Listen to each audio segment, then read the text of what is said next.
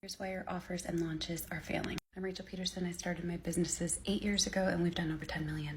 But I've had tons of failed launches, offers that flopped, and massive missteps with product. I remember after one launch, I offered a $25 product and only sold 5. I broke down and cried. Just kind of like feeling like I wasn't made for this whole business owner thing, ready to give up. These days, every launch and offer that we put out there either hits or exceeds our goal. And no, it's not because my audience is bigger. It's because of these lessons that I have applied, learned, and I'm happy to share with you for free. Here are 10 reasons why an offer doesn't convert. 1, it's never been tested organically. Converting offers really need to show a 2 to 5% conversion in order to work at scale, but it's easier if it's at 5 to 10% conversion organically before you pour fuel on the fire with ads. 2, the offer is not a no-brainer. There are 2 parts to this.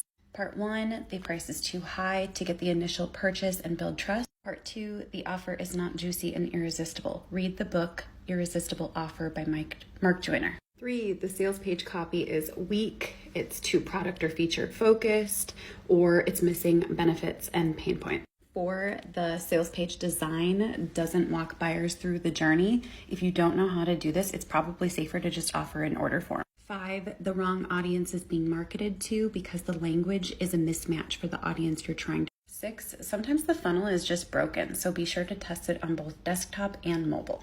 7, you're marketing it to cold audiences but using hot audience language. 8, there's not enough traffic. It takes at least 100, sometimes 200 to 1,000 clicks to a page to test. After usually about 100 clicks, I recommend split testing your funnel and offer. 9, the name of the product is way too clever and cute. Simple and clear is usually better. 10, this one is a little bit of tough love.